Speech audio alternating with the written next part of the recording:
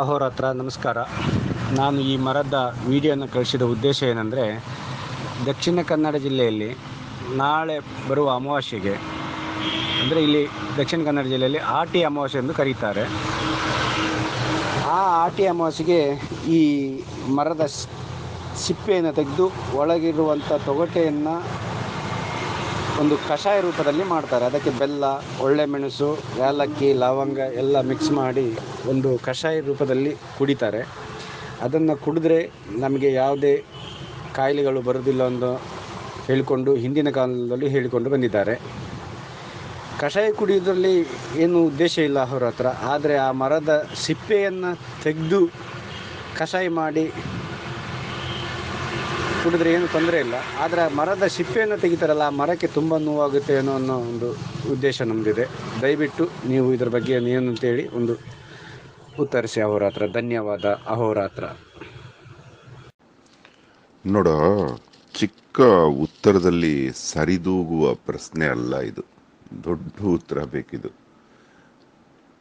ನಿನ್ನ ಪ್ರಶ್ನೆಯಲ್ಲಿ ಎಷ್ಟು ಉತ್ತರಗಳು ಅಡಗಿದೆ ಕತ್ತೆ, ಹಿಂಗೆ ಕೇಳ್ಬೇಡ, ಇದೆ ಲಾಸ್ಟ್ ನಿನಗೆ. ಎಷ್ಟು ಚಂದ ಇದೆ ಈ ವಿಚಾರ, ಅದಕ್ಕೋಸ್ಕರ ಹೇಳಬೇಕು ಅನ್ನಿಸ್ತು. ಆಷಾಢ, ಉತ್ತರಾಷಾಢ, ಪೂರ್ವಾಷಾಢ ನಕ್ಷತ್ರದಲ್ಲಿ ಪೌರ್ಣಮಿ ಬರೋದ್ರಿಂದ ಇದನ್ನ ಆಷಾಢ ಮಾಸ ಅಂತಾರೆ. ಆಷಾಢ ಮಾಸದಲ್ಲಿ ಬರುವ ಕೊನೆಯ ದಿನವೇ ಆಷಾಢ ಅಮಾವಾಸ್ಯೆ. ಇದನ್ನ ನಾಗರ ಅಮಾವಾಸ್ಯೆ ಅಂತ ಕೂಡ ಅಂತಾರೆ. ಯಾಕೇಳು? ನಾಗರ ಹಾವುಗಳು ಮಾತ್ರ ಸಂಚರಿಸುವಂತಹ ದಟ್ಟವಾದ ಕಾಡಾಗಿರುತ್ತೆ. ಪೂರ್ಣ ಮಳೆಗಾಲದಲ್ಲಿ ನಾಗರಗಳು ನಾವು ಬಿಲ ತೋಡಿ ಪಾತಾಳಕ್ಕೆ ನೀರು ಹೋಗುವ ಹಾಗೆ, ಅಂತರ್ಜಲನ ಪಾತಾಳ ಅಂತಾರೆ, ಪಾತಾಳಕ್ಕೆ ನೀರು ಹೋಗುವ ಹಾಗೆ ನಾವು ಮಾಡಿದ್ದೇವೆ, ನಮ್ಮ ಕಾರ್ಯ ಮುಗೀತು ಅಂತ ಎಲ್ಲಂದರಲ್ಲಿ ಬಂದು ನೃತ್ಯ ಮಾಡ್ತಾ ಇರುವಂತಹ ದಿವಸಗಳು. ಅದಕ್ಕೆ ಈ ಅಮಾವಾಸ್ಯೆಯ ನಂತರವೇ ನಾಗರ ಪಂಚಮಿ, ನಾಗರ ಚೌತಿ ಆಚರಿಸೋದು. ಜನ ಜೂನ್ ತಿಂಗಳಲ್ಲಿ ಬರುವ ಆರಂಭದಲ್ಲಿ ಬರುವ ಏಕಾದಶಿ ಇದೆಯಲ್ಲ, ಅದನ್ನ ನಿರ್ಜಲ ಏಕಾದಶಿ ಅಂತಾರೆ. ಎಲ್ಲೆಲ್ಲೂ ಮಳೆ ಇರೋದ್ರಿಂದ, ಬೆವರು ಬರುವುದು ಕಡಿಮೆ ಇರೋದ್ರಿಂದ, ವ್ಯವಸಾಯ ಇಲ್ಲದಿರುವುದರಿಂದ ಜನ ಒಂದು ಕಡೆ ಕೂತು ಕೂತು ಕೂತು ಕೂತು ಕೂತು ಕೂತು ಅನಾರೋಗ್ಯಕ್ಕೆ ದಾರಿ ಮಾಡ್ಕೊಳ್ತಾ ಇರ್ತಾರೆ. ಹಾಗಾಗಿ ಅನಾರೋಗ್ಯ ಹೆಚ್ಚು ಬರಬಾರ್ದು, ಹೊರಗಡೆನೂ ನೀರಿದೆ ಅಂತ ನಿರ್ಜಲ ಏಕಾದಶಿಯಿಂದ ಜಲ ಮುಟ್ಟೋದು ಬಿಟ್ಬಿಡ್ತಾ ಇದ್ರು ಹಿಂದಿನ ಕಾಲದಲ್ಲಿ. ಅದಕ್ಕೆ ಅದನ್ನು ನಿರ್ಜಲ ಏಕಾದಶಿ ಅಂತ. ಈ 4 ತಿಂಗಳು ನೀರು ಕುಡಿತಿರ್ಲಿಲ್ಲ. ವಾತಾವರಣದಲ್ಲೇ ನೀರು ದೇಹ ಕುಡಿಯೋಕೆ ಶುರು ಮಾಡುತ್ತೆ. ಹೇಗೆ ಒಳಗಿನ ನೀರು ಬೆವರಾಗಿ ಆಚೆ ಬರುತ್ತೋ ಹಾಗೆ ಹೊರಗಿನ ತಾಪಮಾನ ಒಳಗೆ ಬರುತ್ತೆ. ಇದು ನಿಮಗೆ ವಿಜ್ಞಾನದಲ್ಲೂ ಗೊತ್ತಿರುತ್ತೆ. ಹಾಗಾಗಿ ನೀರು ವಾತಾವರಣದಲ್ಲೇ ಸಿಗೋದ್ರಿಂದ, ಹ್ಯುಮಿಡಿಟಿ, ನೀವೆಲ್ಲ ದಕ್ಷಿಣ ಕನ್ನಡದವರು ಸಮುದ್ರ ಮತ್ತು ನದಿಗಳ ಮಧ್ಯೆ ಇರೋದ್ರಿಂದ ಹೆಚ್ಚು ಹ್ಯುಮಿಡಿಟಿ ಇರೋದ್ರಿಂದ ಹೊರಗಡೆಯ ನೀರು ಒಳಗಡೆ ಬರುತ್ತೆ. ಹಾಗಾಗಿ ಎಕ್ಸ್ಟ್ರಾ ನೀರು ಕುಡಿಯುವ ಅಗತ್ಯವಿಲ್ಲ ಅಂತ ರಾಮನಾದಿಯಾಗಿ ನಾವು ಪುರಾಣಗಳಲ್ಲಿ ನೋಡ್ತೀವಿ. ನಿರ್ಜಲ ಏಕಾದಶಿಯಲ್ಲಿ 4 ತಿಂಗಳು ಚಾತುರ್ಮಾಸ ಆರಂಭ ಮಾಡ್ತಾರೆ. ಅದೇನೇ ಇರಲಿ, ಈ ಆಟಿ ಅಮಾವಾಸ್ಯೆಯಲ್ಲಿ ಕ್ರಿಮಿಗಳು ಆಶ್ಲೇಷ ನಕ್ಷತ್ರ ಕೂಡ ಇಲ್ಲೇ ಬರೋದು.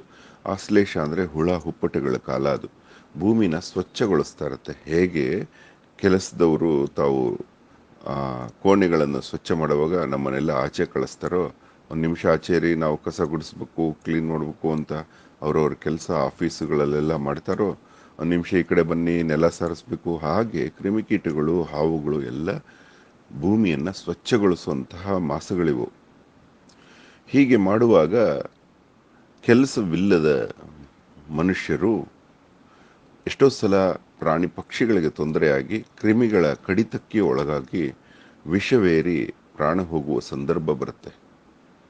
ಆ ಎಲ್ಲದಕ್ಕೂ ಔಷಧಿ ಕಂಡುಕೊಂಡ ಮನುಷ್ಯ ಪಾಲೆ ಮರ ಎನ್ನುವ ಶ್ರೇಷ್ಠ ಮರ ಇದೆ. ಅದನ್ನ ಪಾಲು ಅಂತ ತೆಲುಗು, ತುಳು ಮತ್ತೆ ಹಾಲು ಅಂತ ಕನ್ನಡದಲ್ಲಿ ಹಾಲೆ ಮರವನ್ನು ಅಪ್ಪುತ್ತಾರೆ. ಆ ಮರದ ತೊಗಟೆಯಿಂದ ಕಾಂಡದಿಂದ ಎಲೆಯವರೆಗೂ ಉದ್ದುದ್ದ ಎಲೆಗಳಿರುತ್ತೆ. ಎಲ್ಲದರಲ್ಲೂ ಔಷಧೀಯ ಗುಣಗಳಿದೆ. ದೇವತಾ ಮರ ಅಂತ. ಆ ಮರನ ಅಪ್ಪಿ ಮುದ್ದಾಡಿ ಆ ಮರಕ್ಕೆ ಪೂಜೆ ಮಾಡಿ ಅದರ ತೊಗಟೆಯ ಒಂದು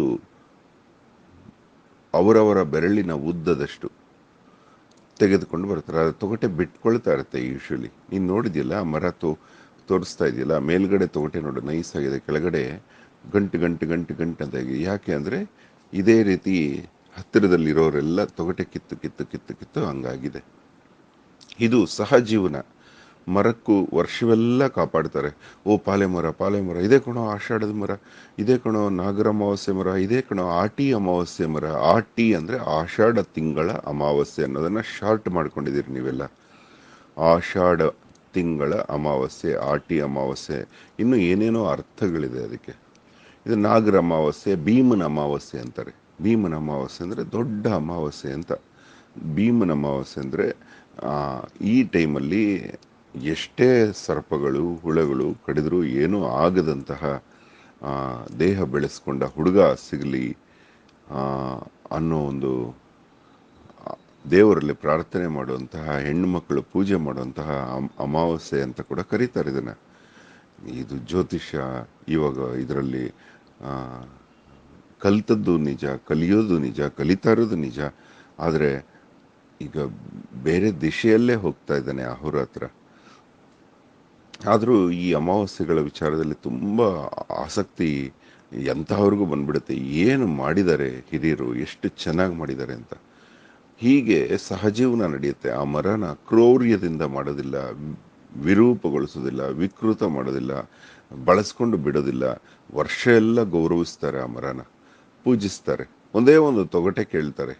ಯಾಕಂದರೆ ಆ ಕಷಾಯ ಜಾಯಿಕಾಯಿ, ಜಾಯಿಪತ್ರೆ, ಇಪ್ಪಲಿ, ಲವಂಗದವನೆ, ಈ ಎಲ್ಲ ಕಷಾಯದ ಎಲ್ಲ ವಿಚಾರಗಳನ್ನು ಹಾಕಿ ತುಂಬ ಶ್ರೇಷ್ಠವಾದ ಕಷಾಯ. ಊರಿನ ಜನ ಎಲ್ಲ ಕುಳಿತು ಒಂದು ಕಡೆ ಮಾಡ್ತಾರೆ.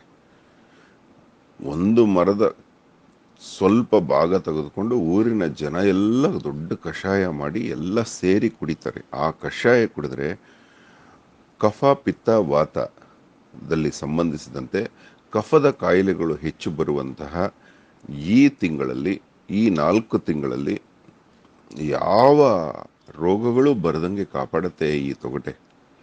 ಕಫಕ್ಕೆ ಸಂಬಂಧಿಸಿದ ಉದಾಹರಣೆ ಈ ಕೊರೋನಾ ಕೂಡ ಕೊರೋನಾ ಆಗಿರಲಿ, ಇಂತಹ ಶೀತ ಜ್ವರಗಳು, ಕಂಡಗುತ್ತಿಗೆ ಜ್ವರಗಳು, ಸಾಂಕ್ರಾಮಿಕ ಜ್ವರಗಳು ಏನೂ ಬರದ ಹಾಗೆ ಕಾಪಾಡುತ್ತದು.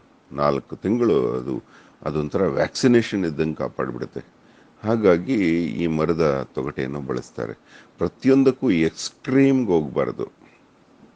ಮಾನವನನ್ನು ಅದು ಬಳಸುತ್ತೆ, ಮಾನವ ಅದನ್ನು ಬಳಸ್ತಾನೆ. ಆದರೆ ವಿಚಿತ್ರವಾಗಿ ಪಾಂಪ್ಲೆಟ್ ಹೊಡೆಯೋದಕ್ಕೆ ಮರನ ಹಿಂಸೆ ಮಾಡೋದು, ವೈರ್ ಕಟ್ಟೋದಕ್ಕೆ ಹಿಂಸೆ ಮಾಡೋದು, ಕ್ರೂರವಾಗಿ ಬೋರ್ಡುಗಳು ಹೊಡೆಯೋದು, ಸೂರ್ಯ ಕಿರಣಗಳು ಬೀಳ್ದಂಗೆ ಮಾಡೋದು, ಆ ಮರನ ಹೇಗಂದರೆ ಹಂಗೆ ರೆಂಬೆಗಳು ಕಡಿಯೋದು, ಕೊಂಬೆಗಳು ಕಡಿಯೋದು.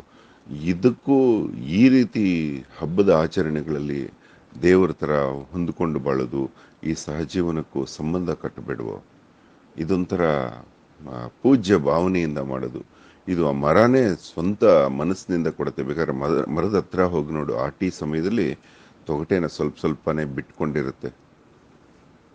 ಹಾಗಂತ ಜನ ಕೂಡ ಅರ್ಥ ಗೊತ್ತಿಲ್ಲದೆ ಇದನ್ನು ಮಾರಾಟಕ್ಕೆ ಇಳಿದ್ರು, ಹಾಗಾಗಿ ತೊಗಟೆನೇ ಇಲ್ದಂಗೆ ಮಾಡಿ ಮಾರಿದ್ರು. ಅದು ತಪ್ಪಾಗತ್ತೆ. ನೀವು ಈ ತೊಗಟೆನ ಭಕ್ತಿಯಿಂದ ಪೂಜೆ ಮಾಡಿ, ನಿನ್ನ ತೊಗಟೆ ಸ್ವಲ್ಪ ತಗೋತೀನಪ್ಪ ಅಂತ ಹೇಳಿ ಸಂಪಾದನೆ ಮಾಡಿದ್ರೇ ಅದರ ಫಲ ಇರೋದು. ಯಾವುದೇ ಮರ ಆಗಲಿ, ಏನೇ ಆಗಿರಲಿ. ಇದು ಪಾಲೆ ಮರದ ವಿಶೇಷತೆ. ಏನಾದರೂ ಬಿಟ್ಟಿದ್ರೆ ಕ್ಷಮೆ ಇರಲಿ. ಇನ್ನೂ ಎಷ್ಟು ಹೇಳಿದ್ರೂ ಸಾಲದು ಈ ಅಮಾವಾಸ್ಯೆ ಬಗ್ಗೆ. ಧನ್ಯವಾದ. ಅಹೋರಾತ್ರ.